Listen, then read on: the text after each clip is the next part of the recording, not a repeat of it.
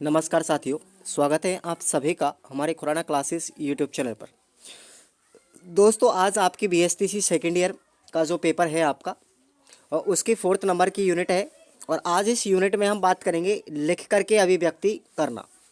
तो साथियों, हमने इससे पहले वाली यूनिट में पढ़ने के बारे में बात की थी, आज हम लिखने के बारे में बात करेंगे। ठीक है, तो चलिए, उससे पहले आप लोग हमारे टेलीग्राम को ज्वाइन करो फटाफट। पहले वीडियो को स्टॉप करना है, देखो मत भले ही, लेकिन टेलीग्राम को ज्वाइन जरूर करना है। डिस्क्रिप्शन बॉक्स में लिंक दिया गया है। ठीक है, चलिए इंपॉर्टेंट प्रश्न देखते हैं आज की इस वीडियो में।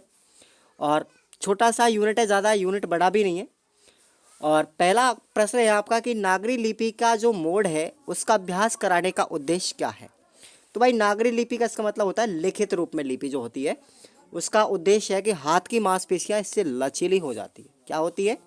हाथ की मांसपेशियां लचीली हो जाती है लिखने से। ठीक है, आंसर हो गया आपका ए। चलिए अगले प्रश्न पर आते हैं हम।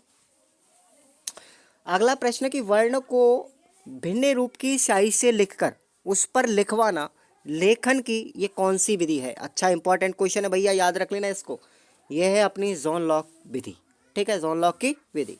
नेक्स्ट प्रश्न है अपना, यहाँ पर देखेंगे।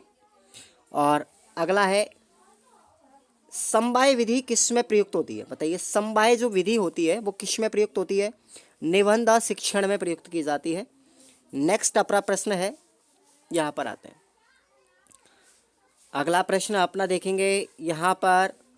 आइए, इस प्रश्न को आप लोग नोट कर लीजिए। जैसा तू बोलता है वैसा ही लिख, फिर भी तू औरों से बड़ा दिख।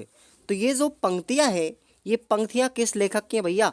याद रखना आप लोग, भवानी प्रसाद मिश्र की पंक्तियां हैं ये। ओके, नेक्स्ट प्रश्न हम आते हैं अब अति लघुत्रात्मक प्रश्नों पर। और आपको याद रखना है, पहला ही प्रश्न है कि लिखित अभिव्यक्ति को प्रभावित करने वाले कारक कौन कौन से हैं। तो कारक मैं आपको बता रहा हूँ। पहला कारक है प्राकृतिक परिवेश, दूसरा कारक है परंपरा एवं रीति रिवाज, तीसरा कारक है रहन सहन, चौथा है वेशभूषा, पांचवा है बोलचाल की भाषा, छठवां है उत्सव मेले और त्योहार, सातवां है खेलकूद, आठवां है मित्र मंडली और नौवां है विद्यालयी वातावरण। तो ये हमारे कुछ लिखित अभिव्यक्ति है उसको प्रभावित करने वाले फैक्टर हैं, यानी कारक हैं। आपको इसको याद रखना है। अगले प्रश्न पर आते हैं हम। देखिए, तो भैया हमने लोकोक्ति और मुहावरे के बारे में पिछली यूनिट में पढ़ ही लिया है। इतना तो आप जानते हो कि लोकोक्ति जो है वो पूर्ण वाक्य है, सदैव एक ही रूप में प्रयुक्त की जाती है, स्वतंत्र वाक्यों में प्रयुक्त की जाती है और क्रिया का प्रयोग भी इसमें होता है। जबकि जो मुहावरा होता है वो वाक्य का एक अंश है। ठीक है, क्रियापद में परिवर्तनशील कर सकते हैं इसको, ये वाक्य पर आश्रित होती है और इसके अंदर क्रिया का प्रयोग कभी नहीं किया जाता, यानी क्रियाहीन वाक्यांश होते हैं मुहावरे। ठीक है, अगला प्रश्न है अपना। देखिए, इंपॉर्टेंट प्रश्न लगाइए आप लोग इस पर कि लिखित अभिव्यक्ति और मौखिक अभिव्यक्ति इन दोनों में अंतर क्या है। तो लिखित अभिव्यक्ति हमारी मूर्त है, जबकि मौखिक अभिव्यक्ति हमारी अमूर्त है। कहने का मतलब, लिखित अभिव्यक्ति को हम देख सकते हैं, जबकि मूर्त अभिव्यक्ति को हम मौखिक अभिव्यक्ति को हम देख नहीं सकते, यानी अमूर्त है ये। लिखित अभिव्यक्ति स्थायी है, पूर्णकालिक है, जबकि मौखिक अभिव्यक्ति अस्थायी है, तत्कालिक है। जब बोलते हैं तब तक ही है, उसके बाद ये इसका स्थायित्व समाप्त हो जाता है। तीसरा है, लिखित अभिव्यक्ति अधिक ऊर्जा और समय की आवश्यकता होती है, जबकि मौखिक अभिव्यक्ति के अंदर कम समय और समय कम लगता है, कम ऊर्जा खर्च होती है। लिखित अभिव्यक्ति में सुधार की गुंजाइश है, लेकिन मौखिक अभिव्यक्ति भैया एक बार जब बोल देते ना तो वो शब्द दोबारा वापस नहीं आते हैं। इसलिए जब भी बोलो आप सोच समझ कर बोलो। लिखित अभिव्यक्ति, लिखित भाषा है, स्थान व समय के अनुसार बदल कर हम समय बदल लेती है, वो समय बदलने में समय लेती है, किंतु स्थानीय जो भाषा है वो लगातार बदलती रहती है। किसमें? मौखिक अभिव्यक्ति में। अप्रत्यक्ष व्यक्ति को भी विचार प्रकट कर सकते हैं हम पत्र इत्यादि के माध्यम से। किसमें? लिखित अभिव्यक्ति में। जबकि जो मौखिक अभिव्यक्ति है वो टेलीफोन के माध्यम से अपने विचार व्यक्त करती है। ठीक है, तो ये आपको अंतर याद रखना है। अगला प्रश्न है अपना कि प्राथमिक स्तर पर आकलन करने के तरीके। तो ये प्रश्न आप फर्स्ट ईयर में भी पढ़ के आए होंगे। तो प्राथमिक स्तर की हम बात करते हैं, जैसे चित्रों को लिखवाना, लिखने के दैनिक ज़रूरतों से जोड़ना, लिपि चिन्हों को सुंदर सुडौल बनाना, सुनी हुई घटनाओं को लिखना, कविता में अपने अनुभवों को जोड़कर लिखना, शब्दों के अर्थ जानकर लिखना, दूसरों द्वारा कही हुई बात को समझकर लिखना, पत्र लिखना, ये सब क्या है हमारे प्राथमिक स्तर के आकलन। नेक्स्ट है अपना, देखिए नेक्स्ट है कि लेखन की प्रभावी योजना के चरण आपको याद रखने। लेखन की प्रभावी योजना है, ठीक है, उसके आपको चरण बता रहा हूँ मैं। 4 चरण आप लोग याद रखना, हालांकि 2 पूछे जाते हैं और ये 2 बार प्रश्न पूछा गया 16 और 19 के अंदर। तो पहला है विषय का चयन, दूसरा चरण है शीर्षक का निर्धारण करना, उसके बाद विषय पर चर्चा करवाना और अंत में करेंगे हम रूपरेखा को निर्माण। ठीक है, तो ये आपको याद रख लेना। नेक्स्ट प्रश्न पर हम आते हैं। देखिए तार्किक लेखन के उद्देश्य। तार्किक लेखन का उद्देश्य क्या है कि प्रत्येक विचार से संबंधित कारण एवं प्रभाव के प्रति जागरूकता और उत्सुकता हो, यही हमारा क्या है तार्किक लेखन। लॉजिकल एक स्टेटमेंट जो होता है वो होता है। नेक्स्ट अपना प्रश्न है, देखिए यहाँ पर अब आते हैं थोड़े बड़े प्रश्नों पर आएंगे थोड़ा सा। देखिए लेखन के सांस्कृतिक महत्व को स्पष्ट करना है। लेखन का सांस्कृतिक महत्व क्या है? तो समाज की एक हार्दिक भावना रहती है कि वह अपनी संस्कृति को एक लंबे समय तक बनाए रखे, चिरस्थायी समय तक। संस्कृति को स्थायी बनाए रखने के लिए हम लिखित भाषा का प्रयोग करते हैं। भाई मौखिक भाषा तो क्षणिक है, क्षण भर के बाद में उसकी ध्वनि वायुमंडल में विलीन हो जाती है, तो इसलिए हम किसका प्रयोग करते हैं? लिखित भाषा का। समाज अपने विचारों, भावना और जीवन दर्शन के लिखित भाषा के रूप में उसको स्थायी रख सकता है। सांस्कृतिक पक्ष में हमारी धार्मिक पद्धति जैसे रीति रिवाज, रहन सहन, दर्शन, इन विचारों का संकलन तभी हो सकता है जबकि लिपि भाषा का विकसित रूप हो। आज भी हमारी आर्य संस्कृति जीवित है, उसका मूल कारण क्या है? लिखित भाषा, क्योंकि वो चीज़ आज भी लिखी हुई है। सांस्कृतिक धरोहर और उसका महत्व का ज्ञान लिखित भाषा के कारण ही आज अस्तित्व में बना हुआ है। भारतीय वास्तुकला, मूर्तिकला, संगीत कला, वैदिक सभ्यता की रक्षा, इन सब का जो विकास है वो लेखन के द्वारा ही अभिव्यक्त हुआ है। वस्तुतः संस्कृति की सुरक्षा करना लेखन शक्ति के आधार पर ही होता है। ठीक है, तो यह आपको याद करना है। नेक्स्ट है कि उच्च प्राथमिक स्तर पर लेखन कौशल के उद्देश्य क्या है? तो देखिए यहाँ पर अक्षरों, शब्दों और वाक्यों का सही लेखन और उनका जुड़ाव करना पहला उद्देश्य। सरल अनुच्छेदों और निबंधों की रचना करना, विराम चिन्हों की उपयोगिता का ज्ञान और इस्तेमाल करना, कठिन श्रुति लेख करने की योग्यता, औपचारिक और अनौपचारिक पत्र लेखन करना, रचनात्मक लेखन का प्रयास और उस ओर अग्रसर होना, अपनी अभिव्यक्ति को लेखन का रूप देना, पठित सामग्री के अर्थ और संदर्भ को लिख पाना और सभी विषयों की प्रकृति के अनुसार लिखने की क्षमता विकसित करना, ये सब क्या है? हमारे उच्च प्राथमिक स्तर पर लेखन कौशल को उद्देश्य है। ठीक है भैया, तो चलिए अगले प्रश्न पर हम बढ़ते हैं। अगला प्रश्न है आपका, आइए अच्छे प्रश्नों की बात करेंगे। फालतू तो बहुत सारे प्रश्न होते हैं और आते भी नहीं है, कोई काम के भी नहीं है, इसलिए ठीक है ना। नीचे से पढ़ेंगे कहानी की भाषागत विशेषता। एक प्रश्न आपको ये ध्यान रखना है, कहानी के विविध आयाम है। कहानी जीवन के किसी एक पहलू का एक व्यापक स्पष्टीकरण है। प्रत्येक कहानी के पीछे तर्कपूर्ण उद्देश्य निहित होता है। कहानी के विषय आयु वर्ग एवं रुचि के अनुसार बदलते जाते हैं। बाल्यावस्था तक कहानियाँ राजा रानी, प्रकृति, जानवरों से संबंधित होती है। जब हम किशोर अवस्था में आते हैं तो इनके विषय में लगभग वही रहते हैं, पर संदर्भ और व्यवहार संवेदनाओं पर आधारित होने लगते हैं। किशोर अवस्था में बच्चे कहानी सुनकर प्रतिक्रिया करना चाहते हैं, इसलिए अभिव्यक्ति की स्वतंत्रता एवं स्वाभाविकता किशोरवश छात्र छात्राओं के लिए आवश्यक है और यही बात उनके द्वारा लिखी गई कहानी में प्रकट होनी चाहिए। तो कहानी की भाषागत विशेषता आपको समझ में आ गई होगी कि उम्र के अनुसार हर चीज़ का भावार्थ बदल जाता है।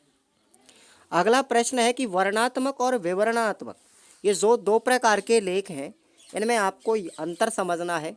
देखिए वर्णनात्मक लेख से तात्पर्य तथ्यों का विस्तार करना, ऐसे लेखों में व्याख्या करने का गुण अपेक्षित है।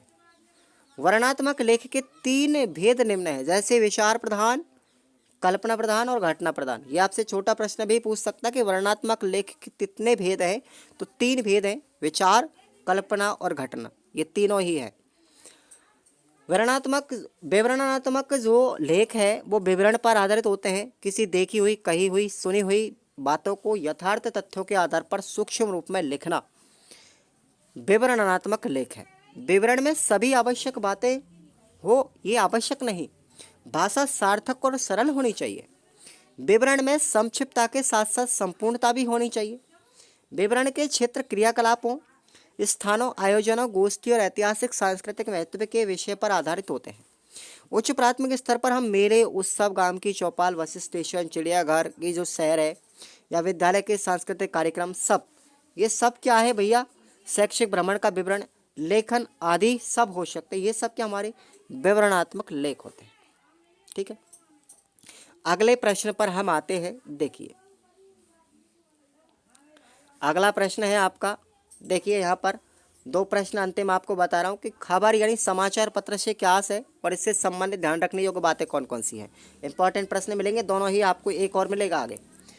खबर अथवा समाचार पत्र से तात्पर्य उन बातों से है कि जिनमें किसी घटना का सूचनात्मक रूप से समग्रता के साथ प्रस्तुतिकरण करे। खबरों में रोचकता और स्पष्ट उत्सुकता का पुट होना आवश्यक है। खबरें उल्टा पिरामिड शैली में लिखी जाती है। एक चीज़ याद रखना आप लोग, अब अखबार के अंदर जब वो शैली आती है तो वो शैली कौन सी है? अच्छा प्रश्न है, उल्टा पिरामिड शैली में लिखा जाता है, जिससे क्या, कब, कौन और कहाँ पर आधारित तथ्यों का समावेश शुरुआत में ही कर दिया जाता है, और कैसे और क्यों जो तथ्य हैं इनको हम विस्तार पूर्वक बात करते हैं किसी समाचार के अंदर। तो ये चीज़ अब आपको समझ में आ गई होगी। पहला प्रश्न तो यही है कि उल्टा पिरामिड शैली उपयोग करते हैं समाचार पत्र में। दूसरी बात की जो चार हमारे तथ्य हैं, क्या, कब, कौन और कैसे, कहाँ। ठीक है, क्या, कब, कौन और कहाँ, ये तो हमारे आधारित तथ्यों का समावेश शुरू में होता है। जबकि दो तथ्य जो है जैसे कैसे और क्यों, ये जो दो शब्द हैं इनका निर्माण हमारे पूरी की पूरी जो बॉडी होती है समाचार पत्र की उसके अंदर किया जाता है। इसका विस्तार पूर्वक काम करने में काम करते हैं दोनों शब्द, क्यों और कैसे। अब हम बात करते हैं समाचार पत्र से यानी खबर से संबंधित ध्यान रखने योग्य बात। खबर यथार्थ तथ्यों पर आधारित होनी चाहिए। भाषा में रोचकता और उत्सुकता बढ़ाने वाले गुण हो, भाषा जानकारी देने वाली शैली में हो, और भाषा सरल और सटीक और सर्वमान्य होनी चाहिए। तो ये अखबार से संबंधित ध्यान रखने योग्य बात है। नेक्स्ट अपना प्रश्न है, किसी भी कविता की विशेषताओं का उल्लेख करते हुए इनके शिल्प से संबंधित ध्यान रखने योग्य बात। अच्छा प्रश्न है, नोट कर लो। तो देखिए, कविता का मुख्य उद्देश्य आनंद अनुभूति है। यह प्राय श्रृंगार, हास्य, करुण रसों इत्यादि पर आधारित भावों पर टिकी होती है। पाठक इनको पढ़कर के आनंद या सुख का अनुभव करता है। जहाँ गद्य रचना विस्तृत होती है वहीं कविता नाद सौंदर्य के साथ संक्षेप में विचार और भावों का प्रकटीकरण करती है। अनेक बार गद्य की विवरणात्मकता के कारण कोई विचार छूटने लगता है, तब कविता में निहित व्यंग उसे कालजयी बना देता है। अब कविता शिल्प से संबंधित ध्यान रखने योग्य बात कौन कौन सी है? कविता में शब्दों का चयन करना, भाषा शैली का चयन करना, तुकबंदी छंदों का चयन करना, उपमाएं, अलंकार, चमत्कार सम्मिलित करना, ये सब चीज़ों का ध्यान रखना चाहिए हमको कविता के अंदर। अंतिम प्रश्न है आपका कि नाटक किसे कहते हैं? ठीक है, स्पष्ट कीजिए। किसी कहानी अथवा विचारों का सरल गद्य में प्रस्तुत करने के बजाय सुसंगत वातावरण का निर्माण कर पात्रों और उनके संवादों द्वारा प्रकटीकरण करना क्या कहलाता है? नाटक कहलाता है। नाटक में पात्रों का अभिनय, उसके संवाद का कशाव, भाषा का चयन, शब्दों का प्रयोग आदि मुख्य भूमिका निभाता है, जिससे नाटक जीवंत प्रतीत होता है। नाटक से संबंधित बातें हैं, नाटक हेतु विषय का चयन करना, नाटक के पात्रों के चरित्र के अनुरूप संवादों का निर्माण करना, और जिस काल से संबंधित नाटक लिखा जा रहा है उससे संबंधित भाषा का प्रयोग और उनकी घटनाओं का समावेश करना, ये सब क्या है? नाटक में लिखते समय ध्यान रखने योग्य बात है। तो आप सबको इतने प्रश्न पढ़ने हैं। उसके बाद अपने आते हैं निबंधात्मक प्रश्न। इन सब निबंधात्मक प्रश्न मैंने जो भी हैं, अपने छोटे बड़े प्रश्न और भी हैं, यानी गागर में सागर वाला जो काम मैंने किया है वो किया है अपने ऐप के अंदर के कोर्स में। तो आप सब लोग ऐप में जाइए, आप सबका बहुत बहुत वेलकम है ऐप के अंदर, और आप लोग ऐप में अपने कोर्स को ज्वाइन करेंगे ठीक है। 109 रुपये का है कोर्स है, मात्र कुछ नहीं लिया जाता आपसे, ये समझ लीजिए। और ये प्राइस फिक्स है, लेकिन कंटेंट आपको इतना अच्छा मिल जाएगा। हैंड रिटन नोट्स मिलेंगे आपको, 20 मॉडल पेपर आपको मिल रहे हैं उसके अंदर। और वो 20 मॉडल पेपर अगर आपने पढ़ लिए तो कोई ताकत नहीं जो आपको असफलता प्रदान कर दे। आप लोग हमेशा हमेशा के लिए एक अच्छे मार्क्स के साथ आप लोग सफलता हासिल करेंगे। और मैं कहता हूँ इस चीज़ को कि 70% तो आपके आराम से बन जाएगी नोट्सों से, आप नो टेंशन रहिए, ठीक है ना। तो चलिए ऐप को डाउनलोड करो, खुराना क्लासेज ऐप है अपना, डिस्क्रिप्शन बॉक्स में लिंक दिया गया है, प्ले स्टोर पर भी आपको मिलेगा। और आप लोग टेलीग्राम को ज्वाइन कर लीजिए। धन्यवाद।